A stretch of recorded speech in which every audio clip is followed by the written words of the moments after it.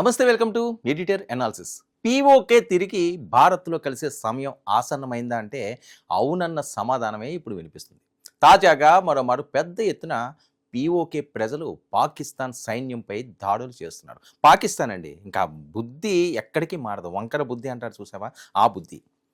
అరే, నీకొక రాజ్యం ఇచ్చారు, నీకొక రాష్ట్రం ఇచ్చారు, నీకొక దేశం ఇచ్చారు, ప్రశాంతంగా పాలించుకోవాల్సింది ఎంతసేపు పక్క వాళ్ళ మీద కక్ష కార్పణ్యాలు, నీ దేశాన్ని నువ్వు చూసుకోకుండా, నిన్ను నమ్మి ఉన్న ప్రజలను కాపాడుకోకుండా వాళ్ళ మీద కుట్రలు కుతంత్రాలు, హత్యలు, మానభంగాలు, ఇలాంటివి అతి దారుణమైన పరిస్థితి. అంటే ప్రపంచంలో ఎక్కడా లేనటువంటి ఒక ఇంత పరిస్థితి పాకిస్తాన్లో చూస్తుంటాం.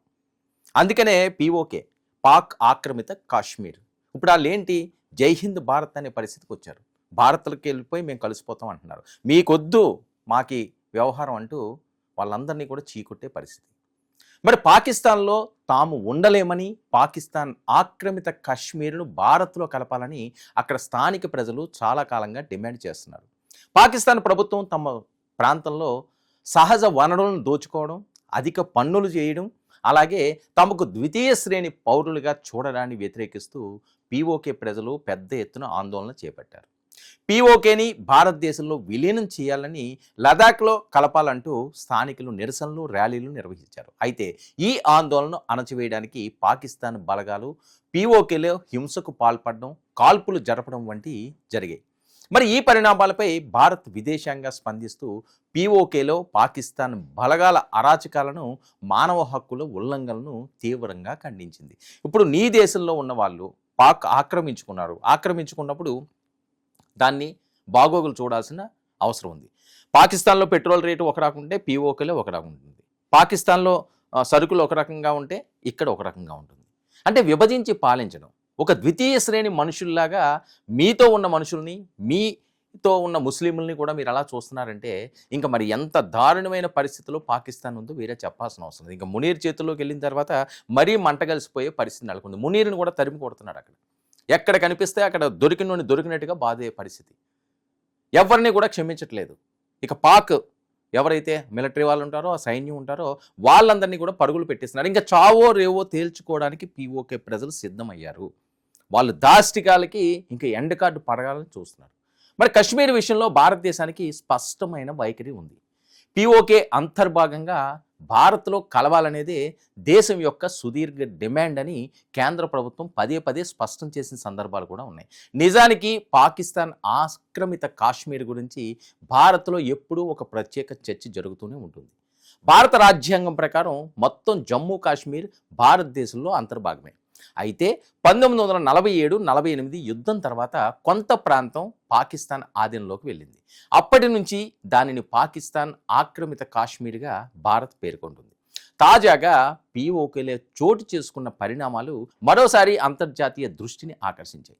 పాకిస్తాన్ సైన్యం, భద్రతా బలగాలకు వ్యతిరేకంగా ప్రజలు వీధుల్లోకి రావడం, పెద్ద ఎత్తున నిరసనలు నిర్వహించడం, హింసాత్మక ఘర్షణలు జరగడం, పలువురు మరణించడం పరిస్థితి తీవ్రతను సూచిస్తున్నాయి. మరి పీఓకేలోని ముజఫరాబాద్, రావల్కోట్, మీర్పూర్, సుద్నోటి వంటి ప్రాంతాల్లో ఆందోళనలు ఉధృతమవుతున్నాయి రోజుకి. మరి పాకిస్తాన్ ప్రభుత్వం నిషేధించిన జాయింట్ అవామీ యాక్షన్ కమిటీ ఆధ్వర్యంలో భారీ నిరసనలు ఇప్పటికీ కొనసాగుతున్నాయి. మరి తాజాగా జరిగిన ఘర్షణల్లో పలువురు మరణించగా వందలాది మంది గాయపడినట్లు అంతర్జాతీయ మీడియా కథనాలు చెబుతున్నాయి. అయితే ఈ ఉద్యమాలను కేవలం తాజా సంఘటనలతో మాత్రం అర్థం చేసుకోవడం సరైంది కాదు. దీని వెనుక దశాబ్దాల చరిత్ర ఉంది. పీఓకేలో ప్రజలు అసంతృప్తి కొత్తది కాదు. చాలా కాలంగా అక్కడ ప్రజలు రాజకీయ హక్కులు, స్థానిక స్వయం ప్రతిపత్తి, ఆర్థిక అభివృద్ధి, ఉపాధి అవకాశాలు, విద్యుత్ ధరలు, నిత్యావసర వస్తువుల ధరలు వంటి అంశాలపై అసంతృప్తి వ్యక్తం చేస్తూనే ఉన్నారు. పెరుగుతున్న నిరుద్యోగం, జీవన వ్యయం, పరిమిత రాజకీయ హక్కులు, స్థానిక ప్రజల అభిప్రాయాలకు తగిన ప్రాధాన్యత లేకపోవడం వంటి అంశాలు సంవత్సరాలుగా పేరుకుపోతూనే వచ్చాయి. గత కొన్ని దశాబ్దాలుగా పీఓకేకు చెందిన కొన్ని రాజకీయ సంస్థలు, సామాజిక కార్యకర్తలు, ప్రవాస సంఘాలు పాకిస్తాన్ పాలనపై విమర్శలు చేస్తూ వచ్చాయి. కొందరు పూర్తి స్థాయి స్వాతంత్రాన్ని కోరగా మరికొందరు భారతదేశంలో ఉంటామని అంటున్నారు. ప్రస్తుతం జరుగుతున్న ఆందోళనలో కూడా ఒక ముఖ్యమైన విషయం అయితే కనిపిస్తుంది. ప్రజలు కేవలం ధరల పెరుగుదల గురించి మాత్రమే మాట్లాడడం లేదు. తమ రాజకీయ హక్కులు, స్థానిక గుర్తింపు, పరిపాలనలో భాగస్వామ్యం, భవిష్యత్తుపై నిర్ణయాలు తీసుకునే హక్కు గురించి కూడా ప్రశ్నిస్తున్నారు. ఇది ఒక పెద్ద రాజకీయ ఉద్యమంగా మారుతున్న సంకేతాలు ఇప్పుడు స్పష్టంగా కనిపిస్తున్నాయి. ఇక పాకిస్తాన్ భద్రతా బలగాల చర్యలపై కూడా తీవ్ర విమర్శలు వస్తున్నాయి. నిరసనకారులపై కాల్పులు జరిపి పలువురిని పొట్టన పెట్టుకుంది పాక్ సైన్యం. ఇండియాలో కలపాలని డిమాండ్ చేస్తున్న వారిని కాల్చి చంపేసింది. చాలా కాలంగా పీఓకే ప్రజలు తమను ఇండియాలో విలీనం చేయాలని డిమాండ్లు చేస్తూనే ఉన్నారు. నిజానికి దేశ విభజన జరిగిన తర్వాత కశ్మీర్ స్వతంత్ర రాజ్యంగా ఉండేది. జమ్మూ కాశ్మీర్పై కన్నుపడిన పాకిస్తాన్ గిరిజనులను కశ్మీర్ రాజు హరిసింగ్ మీదకు ఉసిగొల్పింది. మరి గిరిజనుల ముసుగులో పాక్ సైన్యం తిరుగుబాటుకు ప్రాతినిధ్యం వహించింది. ఆ దాడిని ఎదుర్కోలేని రాజా హరిసింగ్ అప్పటి భారత ప్రభుత్వం సాయం కోరారు. కశ్మీరును ఇండియాలో విలీనం చేస్తేనే సహాయం చేయగలమని భారత ప్రభుత్వం తెలిపింది. అలా 1947 అక్టోబర్ 26న కశ్మీర్ భారతదేశంలో విలీనమైంది.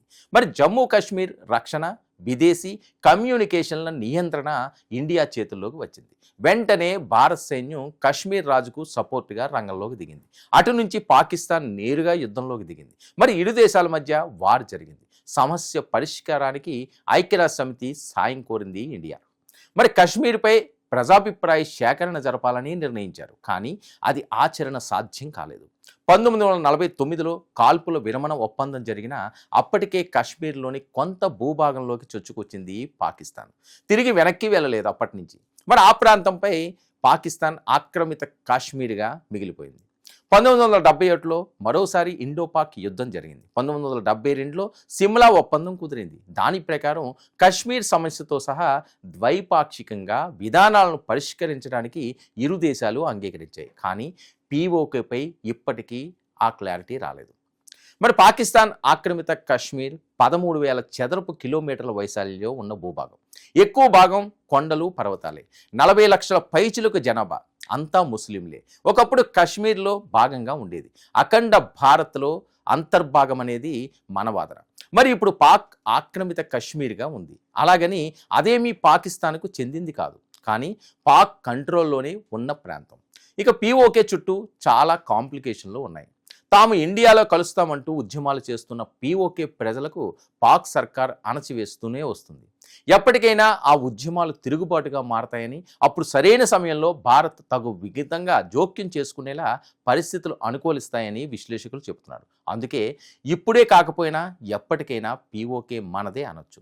అఖండ భారత్ అసాధ్యమేమీ కాకపోవచ్చని అంతర్జాతీయ విశ్లేషకులు చెబుతున్నారు. పీఓకేలో ఉన్న పరిస్థితులు, అక్కడ ఉన్న ముస్లింలందరూ కూడా పాక్ తత్వం ఏంటో తెలిసింది. వాళ్ళ తీరు ఎలా ఉంటుందో అందరికీ అర్థమైంది. సో ఇంకా మేము అక్కడ ఉండలేము, ఎట్టి పరిస్థితుల్లోనూ భారత్ వైపు వెళ్తామని ఆశగా ఎదురు చూస్తున్నారు. మరి దీనికి ఎన్డీఏ ప్రభుత్వం కూడా కీలకమైన నిర్ణయం తీసుకునే అవకాశం ఉంది.